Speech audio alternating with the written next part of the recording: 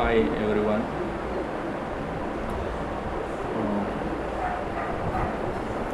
ఎవరైతే government job సాధించాలనుకుంటున్నారో, మళ్ళీ చెప్తున్నాను నాన్న, ఎవరైతే గవర్నమెంట్ జాబ్ సాధించాలనుకుంటున్నారో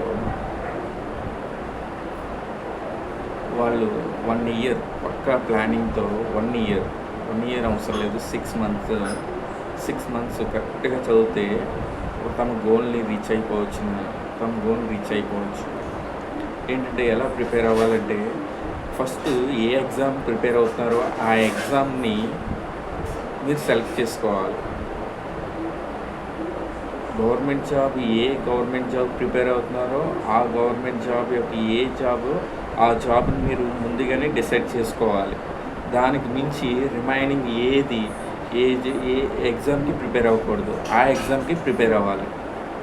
1 ఇయర్ అయినా 2 ఇయర్స్ అయినా ఆ ఎగ్జామ్కి ప్రిపేర్ అవుతే, ఈ ఇయర్ కాకపోయినా సరే నెక్స్ట్ ఇయర్ అయినా సరే మీరు ఆ ఎగ్జామ్కి క్రాక్ చేసేస్తారు. ఆ ఎగ్జామ్ ఏంటంటే, మీరు ఈ ఎగ్జామ్ని స్టడీ చదువుతూ ఉంటారు కదా. చదువుతున్నప్పుడు హ్యాండ్ నోట్స్ రాస్తూ ఉండాలి. ఇప్పుడు ఒక సబ్జెక్ట్ చదువుతున్నారు, ఫర్ ఎగ్జాంపుల్ మ్యాథమెటిక్స్ ఉంది.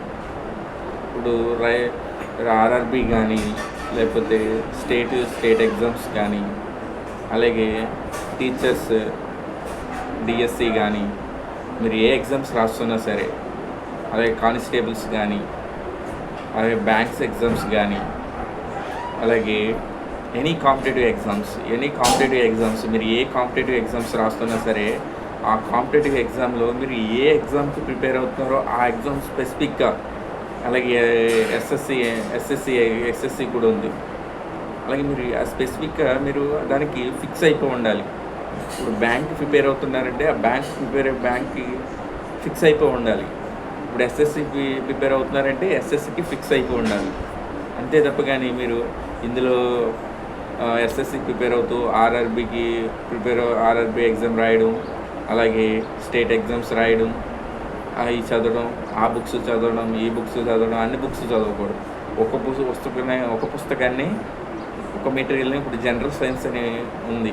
జనరల్ సైన్స్కి మీకు 6th to 10th మన స్కూల్ బుక్స్ మెటీరియల్స్ ఉంటాయి. స్కూల్ బుక్స్ మెటీరియల్స్ చదివితే ఎక్సలెంట్ సరిపోద్ది అనమాట కాంపిటేటివ్ ఎగ్జామినేషన్కి. అలాగే హైటెక్ ఈజీ రాసి ఉంటుంది, చదివితే సరిపోద్ది అనమాట బుక్స్లోని జనరల్ సైన్స్కి. ఇలా కాంపిటేటివ్ ఎగ్జామ్స్కి మీరు ఏది డిసైడ్ అవుతారో అది మాత్రమే డిసైడ్ అయ్యే కాంపిటేటివ్ ఎగ్జామినేషన్ ఫోకస్డ్గా చదవాలన్నమాట. ఇప్పుడు సిలబస్ ఏముందో చూడాలి. మీరు ఏదైతే డిసైడ్ చేసుకున్నారో, ఫర్ ఎగ్జాంపుల్గా చెప్తున్నాను, మీరు ఒక చిన్న ఉద్యోగం చేద్దాం అనుకుంటున్నారు, చిన్న ఉద్యోగంగా రాద్దాం అనుకుంటున్నారు. 10th బేస్డ్ మీదే ఒక ప్రభుత్వ ఉద్యోగం, సెంట్రల్ గవర్నమెంట్ జాబ్ని సెలెక్ట్ చేసుకున్నారు. ఆర్ఆర్బి గ్రూప్ డిని ఫర్ ఎగ్జాంపుల్గా సెలెక్ట్ చేసుకున్నారు అనుకున్నాం. లేకపోతే ఎస్ఎస్సి ఎంటీఎస్ని సెలెక్ట్ చేసుకుందాం అనుకున్నాం. ఎంటీఎస్ని అది 10th బేస్డ్ మీదే కదా. ఇంకేమున్నాయి ఎంటీఎస్ కాకుండా, అలాగే హైకోర్ట్స్, జిల్లా హైకోర్ట్స్ 10th బేస్ మీద ఇస్తుంటాడు కదా, అవి అనుకున్నాం. ఏదైనా 10th బేస్ మీద చిన్న ఉద్యోగాన్ని మీరు సెలెక్ట్ చేసుకున్నారనుకో, లేకపోతే మీరు బ్యాంక్ ఉద్యోగాన్ని సెలెక్ట్ చేసుకున్నారనుకున్నాం, లేదా టెట్ అండ్ డిఎస్సి సెలెక్ట్ చేసుకున్నారనుకున్నాం, లేకపోతే జూనియర్ ఇంజనీరింగ్ సెలెక్ట్ చేసుకున్నారనుకున్నాం, లేకపోతే ఇంకేమున్నాయి, ఇలాగ ఏదైనా మీరు ఒక ఏఎల్పి అసిస్టెంట్ లోకో పైలట్ కానీ, ఏదో ఒకటి మీరు ఏది సెలెక్ట్ చేసుకున్నా సరే దాని మీద ఫోకస్డ్గా ప్రిపరేషన్ స్టార్ట్ చేయాలన్నమాట. ఒక సబ్జెక్ట్ని ఫుల్ ఫ్లెడ్జ్డ్గా ప్రిపేర్ అవ్వాలి. ఒక సిలబస్ ఇస్తాడు, ఒక రిక్రూట్మెంట్ ఇచ్చిన తర్వాత సిలబస్ ఇస్తాడు. ఆ సిలబస్ని 100% మీరు 100% సిలబస్ని కంప్లీట్ చేయాలి. 100% కంప్లీట్ చేస్తేనే మాత్రమే అందులోనే మీరు ఫోకస్డ్గా ఎగ్జామినేషన్ అన్ని ఇచ్చిన క్వశ్చన్లన్నీ అటెంప్ట్ చేయగలరు, లేకపోతే అటెంప్ట్ చేయలేరు. మళ్ళీ చెప్తున్నాను నాన్న, మీరు ఇచ్చిన క్వశ్చన్లన్నీ అటెంప్ట్ చేయాలంటే ఇచ్చిన సిలబస్లోని అంత సిలబస్ని కంప్లీట్ చేయాలి. ఇప్పుడు ఫర్ ఎగ్జాంపుల్ ఆర్ఆర్బి కోసమే చెప్తున్నాను చూడండి. ఆర్ఆర్బి పోస్టులు ఎక్కువ చేస్తున్నాడు ఈ ఇయర్ వైజ్. ఈ ప్రతి ఇయర్కి ఆర్ఆర్బి పోస్టులు ఎక్కువ ఉంటున్నాయి. అలాగే ఎస్ఎస్సి కూడా ఉంటున్నాయి, అలాగే బ్యాంకింగ్ సెక్టర్లో కూడా ఉంటున్నాయి, అలాగే మనకి డిఎస్సి స్టేట్ వైజ్ ఎప్పుడో ఒకసారి ఇస్తున్నాడు అనమాట. ఓవరాల్గా చూసుకుంటే ఆర్ఆర్బి కానీ ఎస్ఎస్సి కానీ దీంట్లో మనకి ఓవరాల్ జాబ్స్ మాత్రం ఎక్కువగా తీస్తున్నాడు. ఇప్పుడు ఆర్ఆర్బి చూసుకుంటే మనకి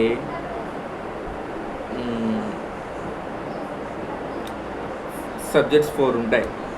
జనరల్ ఇంటెలిజెన్స్ అండ్ రీజనింగ్ ఒకటి, అలాగే మ్యాథమెటిక్స్, క్వాంట్ అంటారు కదండి, అలాగే general science and general awareness. ఈ 4 సబ్జెక్ట్స్ ఎవరైతే బాగా ప్రిపేర్ అవుతారో ఆర్ఆర్బిలో వీళ్ళు జాబ్ గైడెన్స్ చేసేయగలరు.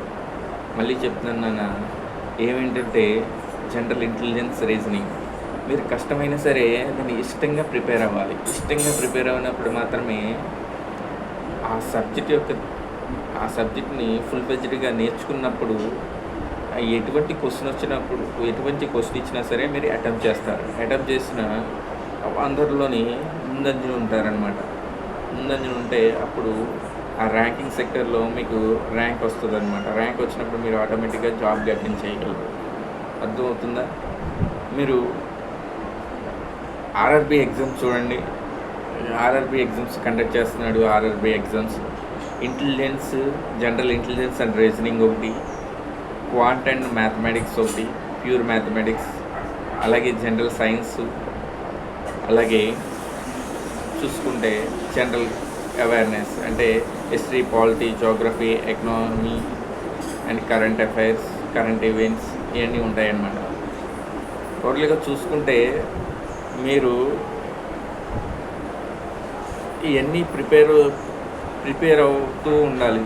మీరు ఈ చిన్న కోచింగ్ సెంటర్లు తీసుకున్న 3 months కానీ 6 months కానీ ఈ సిలబస్ అంతా అవగొట్టేసి పంపేస్తుంటారు. కానీ మీరు మీ ఓన్ స్ట్రాటజీస్తో ప్రిపేర్ అవుతూ ఉండాలి. మీ ఓన్ స్ట్రాటజీతో ఎప్పుడైతే ప్రిపేర్ అవుతారో అప్పుడు మాత్రమే మీరు గెయిన్ చేయగలరు అనమాట.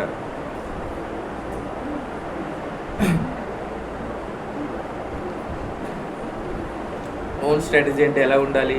ఎగ్జామ్ నోటిఫికేషన్ వచ్చిన డేట్ నుంచి ఎగ్జామ్ కండక్ట్ చేసే డేట్ వరకు ఈ మధ్యన ఉన్న డేట్స్ అన్ని ప్రిపరేషన్ ప్లాన్ మీదే ఉండాలి. మీరు ఎప్పుడైతే గవర్నమెంట్ జాబ్ సాధించాలి అనే లక్ష్యం మీలో పట్టుదల ఉంటుందో ఆ పట్టుదల వదలకుండా ప్రిపేర్ అయినప్పుడు మాత్రమే మీలో ఆ ఫైర్ ఉన్నంత వరకు మాత్రమే అప్పుడు ఆ జాబ్ సాధించే వరకు వదలరనమాట.